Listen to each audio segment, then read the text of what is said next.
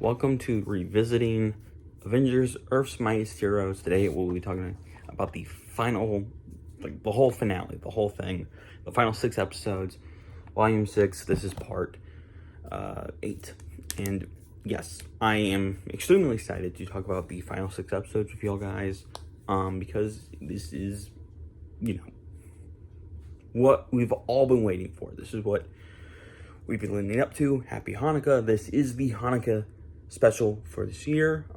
I am not Jewish, but I like the idea that I have been doing a Hanukkah sort of special somewhat for the last 2 years. This is the 3rd year. I was actually a little bummed out that I probably wasn't gonna hit this day, but hey, we did it, and now we're here. It's exciting. Juices are flowing. We're gonna be covering a lot of things today, so let's do it. Whew. Episode 7, at least on this disc, because if you remember, they started recounting on this disc. So episode, I guess 20 or 21 is Winter Soldier. So this is the second part, basically, of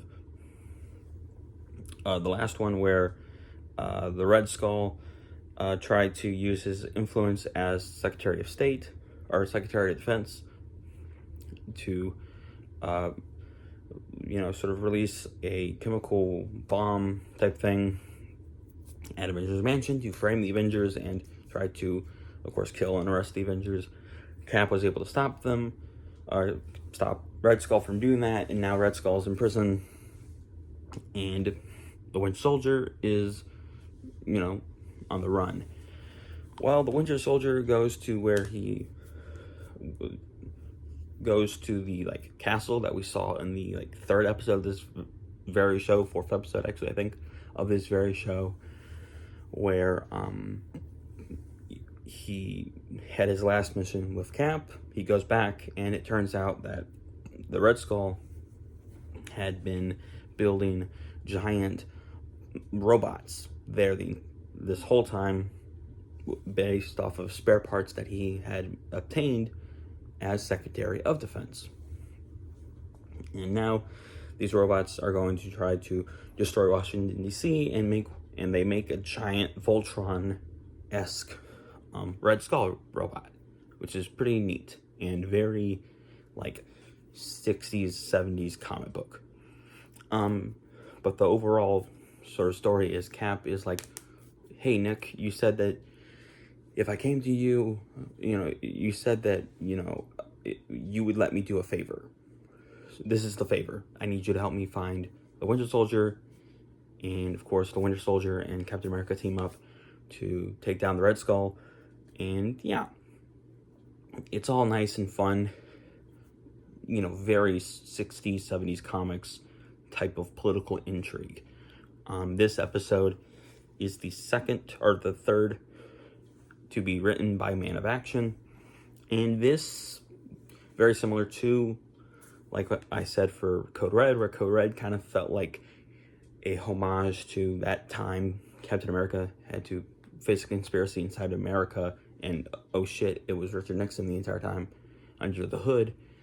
This feels like an ode to 60s, 70s comics, but this whole show kind of felt like that. This whole show, I think, did a really good job at feeling like a modern remix of those old Avenger comics, and that's sort of how these guys operated making Marvel cartoons back in the 2000s, is that they did that. They just, with Wolverine the X-Men, that was classic Claremont 80s X-Men remixed and put into a modern context. The Spectacular Spider-Man cartoon was the Lee Ditko stuff remixed and put into a modern context. And, it just works. And I think that's when comic book adaptations work their best, is that you take what was there on the page and you adapt it and you make new fans. Because Craig Kyle, who worked on these cartoons, I don't know if he worked on this one because he was busy being a part of the Marvel or the Thor movies, He was a producer on the first Thor and I believe the third one. I don't know about 2. But, you know, he always said that they made these shows and these movies for the older fans to enjoy, but these were specifically made for the fans to be someone like me who grew up with these. Someone like Brown Table, who's another YouTuber. You know, we both grew up watching 2000s Marvel era. We were the target audience. And once again, you know, my kids, my nieces, my nephews will be the target audience for this show. And shows like this to come. And that's what's great about superhero cartoons. But yeah, this is a nice episode. I will say, my one problem, and I don't know if I brought this up last time, because it's sort of crescendos here. In Code Red, good old Winter Soldier just sticks Cap with the cure. There's no moment where he's like, I'm Bucky, or no moment of questioning what the Red Skull is doing. He just sticks him and knows that he's Bucky for some reason because the script said so. And in this episode, there's not a lot of time given to, oh, he's Bucky. Like, Cap sort of has a few lines, but there's never really a moment where Winter Soldier himself says, that I am Bucky, and there's no, like, conflict with that. He acknowledges it, of course, in dialogue, but there's never any action to it. And I think that's what I mean when I say Season 2 isn't as good as Season 1, because Season 1 was seemingly thought out so meticulously, especially compared to Wolverine the X-Men. This show's closest comparison, next to Young Justice, but I'm sure you're sick of hearing me talk about Young Justice.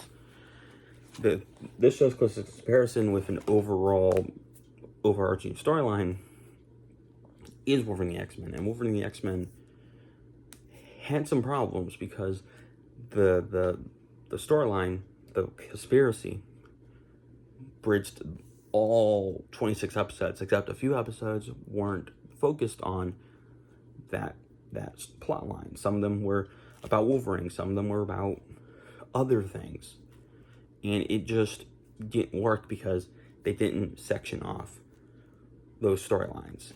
This did. This had episodes about the Loki conspiracy.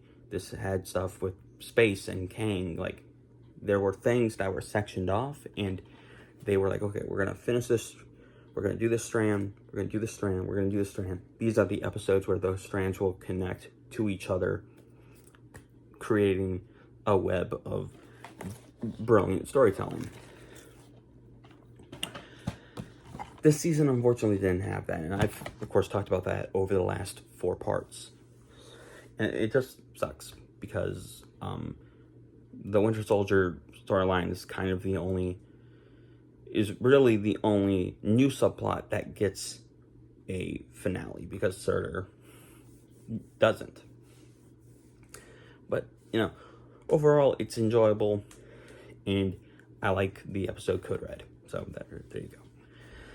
Next is episode 8, The Deadliest Man Alive. This, sort of very similar to Yellow Jacket, feels like a Ben 10 episode because, yes, in part because of Boyd Kirtland, but also because, I don't know, like, Ben 10 was, a really good show, and it makes sense that these guys probably just write in Ben 10 language. And the only reason I understand the Ben 10 language is because I, reviewed it a few years back. All of it, basically. Except the reboot. The reboot's coming. But, this is about the Red Hulk is finally revealed to be Ross, and the Red Hulk tries to become an Avenger. He tries to also sort of influence public perception on Bruce Banner, on regular Hulk, by having sort of like an implant on the back of Hulk's neck, and that would make Hulk be angry and rampage through the forest, where the Red Hulk would come in as a hero.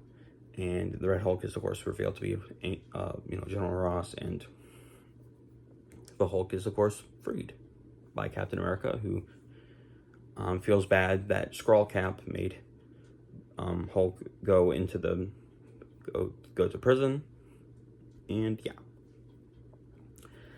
it's nice, it's your classic, like, oh, this guy isn't who he says he is type storyline. And the ultimate reveal that it's Ross, I mean, it's just kind of there because it was in the comics. And once again, it kind of is like, where does his mustache go when he turns into Red Hulk? And, like, they don't really explain how because I don't think it's really supposed to work, but, like, in Nightmare on Red, from the last volume, you see Red Hulk scurry off, and then, then, like I said, Ross pokes out of the tank and is like, "Hey, girl," like, they don't really explain that. He's just, oh, Red Hulk, he's the Red Hulk because he is in the comics, and I don't know. They could have done something interesting, but, like, it once again is just like, he's an evil clone basically of Hulk, and that's that. And of course, Hulk is like, I want to go on the run. I'm not really gonna be too officially a member yet, but if you guys need me, call me. And he also says, "Thank you, Cap, for believing in me and getting me out." And then back to the end of this episode. Next is wrong one, but I know it is New Avengers. New Avengers is, so this, along with the next 3 episodes, are written by Christopher Yost. Christopher Yost, thankfully, writes the final 4 episodes of the show. And I like Drake Bell's performance as Spider-Man in this episode. I think, Wolverine is good. I like the lineup that they have for the New Avengers, alongside Spider-Man and Wolverine. It's the Thing, War Machine, and then Luke Cage and Iron Fist. And I like that lineup. It's probably based off the comics, because I believe some of those guys were in the New Avengers in the comics. But, and that's cool, that's nice. But also, it's like, oh, so we're doing New Avengers here. And it's a Kang episode, and this is probably Kang's weakest appearance in this whole show. The Kang, like, the court of Kang show up, and they're like, "Hey, look, dude, you're, like, the only Kang to be defeated by the Avengers. You need to cut that crap out." So Kang tries to, basically just take the arc reactor and turn New York of the 21st century into New York from the 41st century. And in some sort of weird time displacement plan. And of course it fails. And I don't know, it just seems very lame compared to, like, the badass warrior that he was and badass, like, tactician that he was in his trilogy. It's a weak Kang appearance, but an overall okay episode. And of course, Drake Bell, I think, does a good job because, like I said, in Along Came the Spider, he's given a good script. I think when an actor who's, like, here is given, like, a good enough script, I think the script can elevate them to something like here. And yeah, he's good. I see why Drake Bell at one point had a fairly promising career. Of course, now he's not that way anymore, but at one point he was, and I can see it. Even though Ultimate Spider-Man is terrible, I can see it. And also, I will say, and this will come back, this episode did air on Disney XD, and this episode also has Wolverine not shown but implied to violently murder some velociraptors. And you even see, like, in the shadow, in the silhouettes, like, the blood come out of them, and it's, like, really cool because he's, like, murdering, slicing up velociraptors, and that's cool. But, like, and that aired on Disney XD back in 2012, and it makes me think, like, oh, like, that's cool, and I've always thought that was cool. But, like, that got past the censors, that got past Disney. Like, I know Dave Filoni was joking when he said that he couldn't, like, say or, like, imply, or, like, yeah, say or imply what the Emperor was going to do to the Force children in that episode of Season 2 Star Wars Rebels. But, like, I mean, if Wolverine can massacre dinosaurs off screen but still shown in shadows, come on Dave Filoni. Like, that was just a bad joke at this point. But yeah, it's like, really, I don't know, it's cool. I like it. Next is basically what I've always seen as the 3-part finale of this entire show. Operation Galactic Storm, Live, Kree, or Die, and then Avengers Assemble. So let's start with Live, Kree, or Die. So Operation Galactic Storm is the episode where the Kree finally show up to tear the sun up in half. Kang says that in the last season, he's like, look, at some point, like a year from now, Captain America will be faced with a choice. And his decision will leave your sun ripped in half because the Kree Empire decided that they wanted to occupy your planet. And it's Captain America's decision that tears your sun in half. And Cap, of course, had to probably think about this, rattling around in his mind. And Cap's finally faced with this decision. And what does he choose? And yeah, it's nice. You see like some Kree spies Kree like ninja assassins try to free Ronan. Of course, Hank Pym and the green-haired chick from Sword stop them. And there's a nice funny moment where Yellow Jacket, because he's a jerk, is like, this bomb is gonna, there's no way to fuse it, it's gonna blow up in seconds. And then on the 5-second mark, he shrinks it, and then it blows up. And he's like, yeah, I just shrunk it, it's fine. It probably blew up some particles, but it's fine. And she's like, why didn't you do that in the first place? He's like, I want to see your face, and gets punched. And that's kind of like, that's the last we see of him for at least the first 2 parts. And it's fun, it's nice. Of course, we once again get to see the spacesuits, and if you've seen part 3, that I love the spacesuits. We finally get to see Black Panther's spacesuit, and Miss Marvel's spacesuit isn't that bad. And of course, Iron Man doesn't wear a spacesuit, he just wears the Mark 9 armor. Apparently whatever made spacesuit special, he just put in this new one, which, hey, smart. And that's it for part 2. Part 1. Part 1 ends with them coming up with a plan that would go in. They're basically going to go into the vortex that would rip the sun in half, and they would blow up all the nodes that open up the vortex, or the portal. And Cap's like, let's do it. Hawkeye, I have faith in you that you can use the Quinjet's lasers to destroy all the nodes, and we will make it past the vortex to get to wherever we end up. Of course, they do that successfully because they're the heroes of the show. Marvel, of course, also accompanies them because he has familiarity with the Kree technology. And there you go, they blew it up, and now they are on the other side of that portal in the middle of Kree space, surrounded by the Kree Armada that was going to probably try to invade Earth.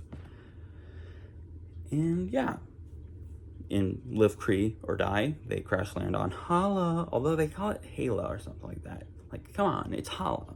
Like, have fun with it. I know that this is probably the first time that the Kree homeworld has probably been said out loud.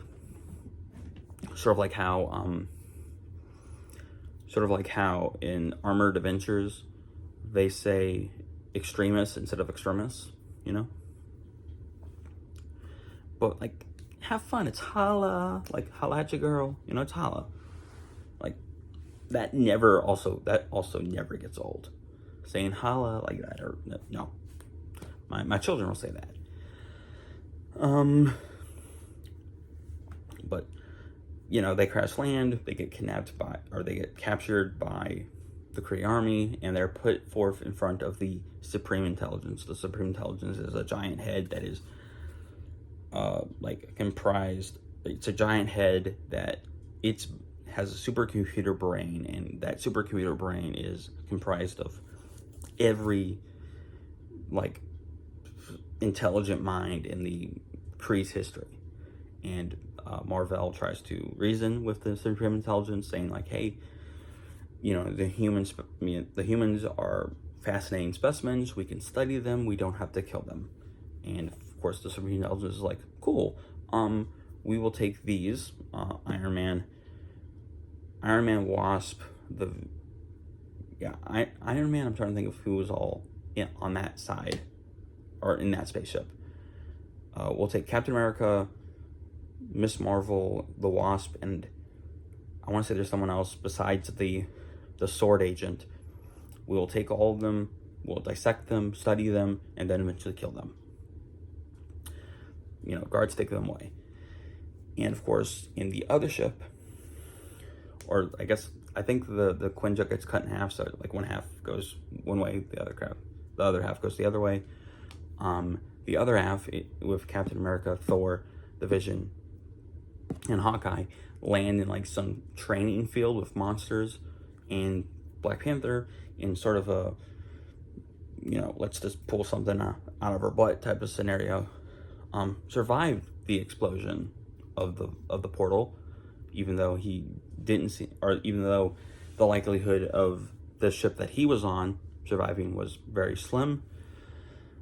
He's like, yeah, well, I mean, once I assumed you guys were free of the, you know, free and made it through, I transported myself to the, you know, the nearest Kree ship that I could lock onto. That turned out to be the, sorry, I banged my desk. That turned out to be the main ship, you know, the biggest ship in that armada. And then I just stole a shuttle and made it to you guys. And of course, those guys then go and save the rest of the Avengers, and the Avengers kill the Supreme Intelligence. And yeah, it's pretty cool. And then of course, Marvel's like, look, good job on doing that, I guess. But you know, we'll just try to rebuild and try to not be evil. And they're like, cool, let's go back to Earth. And then they go back to Earth through subspace, and that takes them like 6 weeks.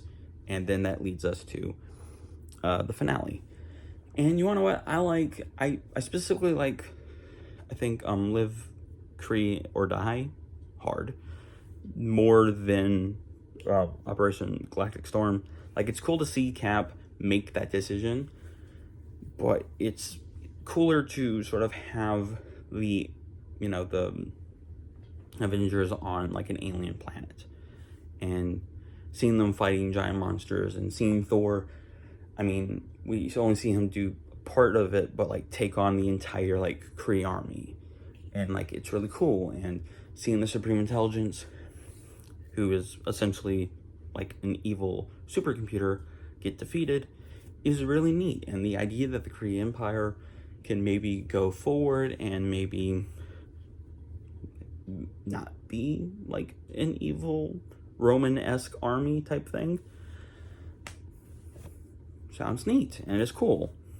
And yeah, I like this episode quite a bit. But that leads us to the finale. And the finale begins with Cap and Iron Man being like, you know, what do you think the, you know, they're talking about it, and Iron Man says, what do you think the, you know, the Avengers legacy will be? You know, what do you think that will be? And Cap's like, I don't know what it will be. And then Galactus shows up. Galactus, of course, is on the cover here, and in Prisoners of War, the like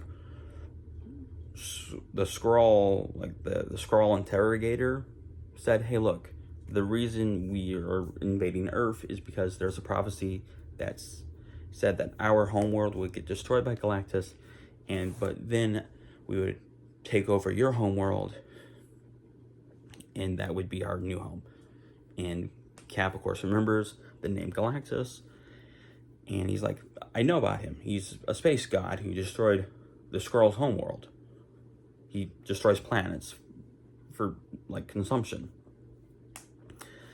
And that leads Cap to be like, "Look, Jarvis, you gotta call all the people. Every hero we basically teamed up with, particularly in this season, call them in. Code right. Make the call."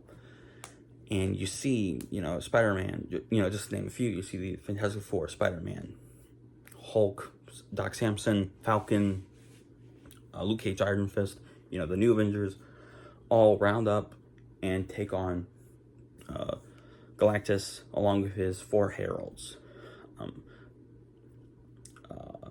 Terrax, who has like a giant sword or a giant axe, really cool guy.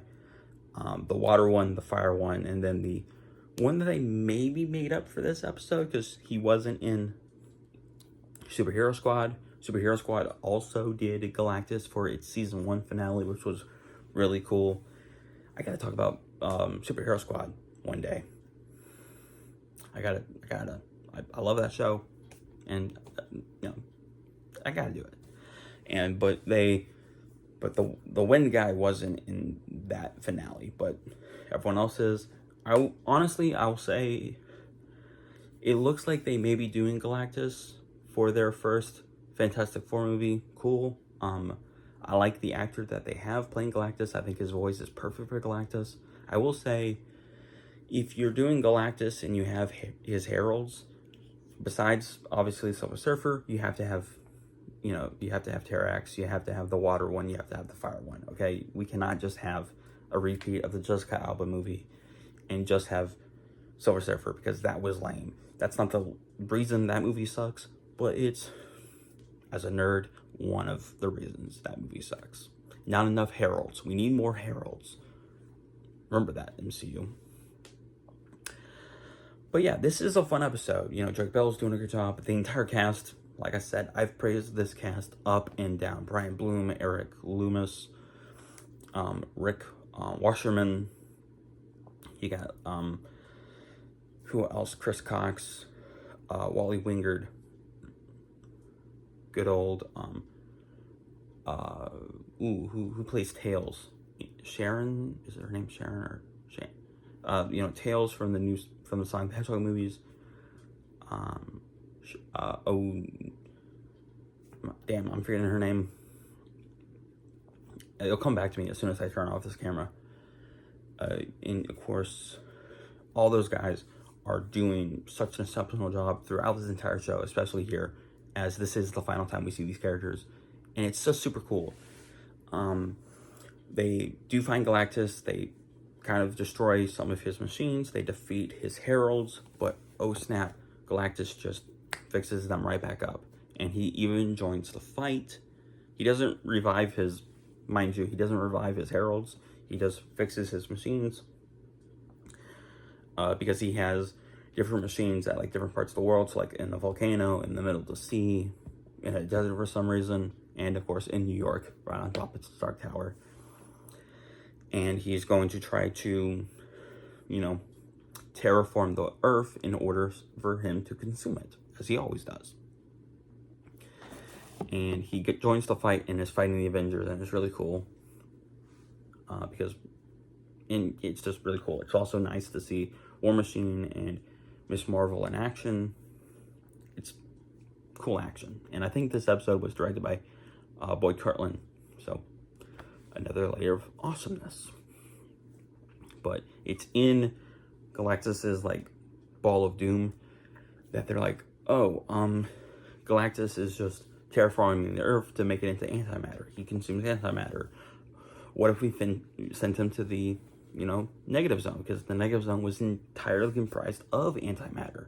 And like I said in Assault on 42, that whole episode basically exists just to remind us that the negative zone is comprised of antimatter. So they send them there, and bada boom, bada boom, the world is saved. And Cap's like, hey, as all of New York is cheering, as all of our heroes have gathered back up together, specifically the original Avengers, Cap's like, hey, Iron Man, you said how you think the world will remember the Avengers? Here's your answer. And it's them cheering, and then of course they're in their poses, because at the end of the intro sequence to this whole show, at the end of the intro, they're in poses. Actually what is in fact the thumbnail for this entire podcast.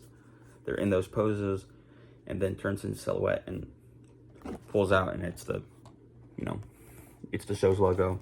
Well, this is a different configuration at the end of this very episode, and I don't know, I feel like if we got a season 3, that would probably have been their configuration. I just thought of that when I saw it, when I was watching this episode today. I was like, I bet if we had a season 3, that would have been their new silhouette. I have no proof. I don't know if that's true. If anyone who's ever worked on this show ever sees this, first off, thank you for this show. I love it. This is my favorite. This is one of my favorite shows from my childhood. This is absolutely my numero uno favorite Marvel show. So thank you.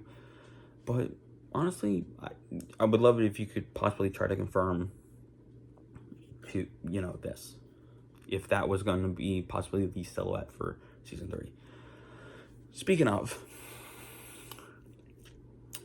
so over the last few parts, I talked about how this show was canceled. I thought after Along Came the Spider / after Behold the Vision, and was completely never aired again.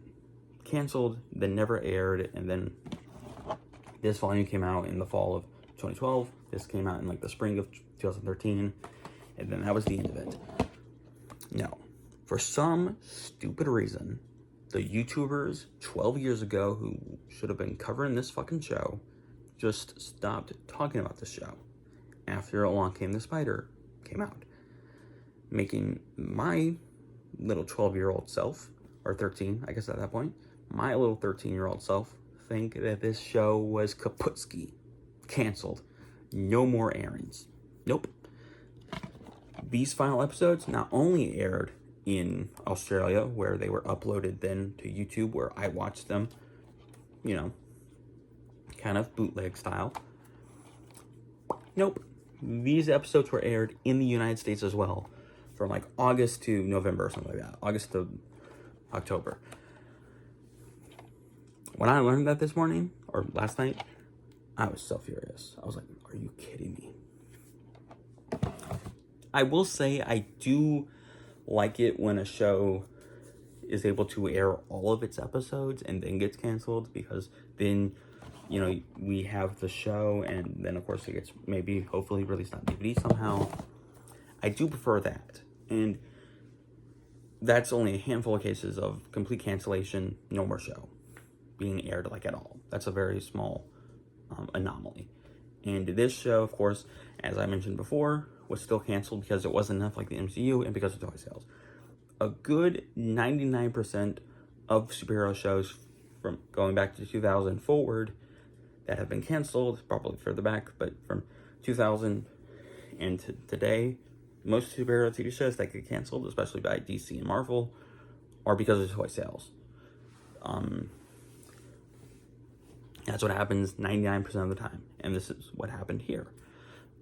This show gets canceled, and essentially the death of Marvel's animation happened, where we got Ultimate Spider-Man, Avengers Assemble, Hulk and Agents of Smash, Guardians of the Galaxy cartoon, and then Marvel's Spider-Man 2017.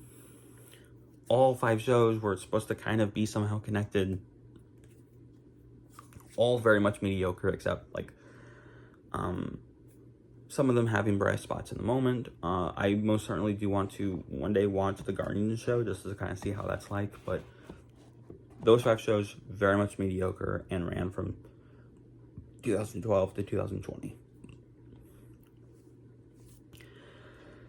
and it looked like the death of superhero cartoons, because the big two basically had all their shows canceled. Because on the DC side, you had Young Justice, you had Green Lantern, the animated series, and Beware the Batman, all canceled. The only DC show from that era of superhero renaissance, superhero cartoon renaissance, was Teen Titans Go, and Teen Titans Go is typically seen as a horrible show. But last decade, there was a sort of a move away from action cartoons, more towards comedies, so that's probably what ultimately happened to all these shows. And it sucks. And thankfully, we're now having a resurgence of awesome superhero cartoons with My Prince Superman, Batman, Gotham Knights, or whatever that show's called. You have Cape Crusader, that's what it's called. You have What If. We're going to get, obviously, Zombies, Eyes of Wakanda, the new Spider-Man cartoon. So thankfully we are getting superhero shows, specifically cartoons, back. But there was a time when, at least from the big two, they looked to be dead. And I'm happy that this type of storytelling was revived, because you also have X-Men 97, and as I said in my review of the X-Men 90s series from the beginning of this year, the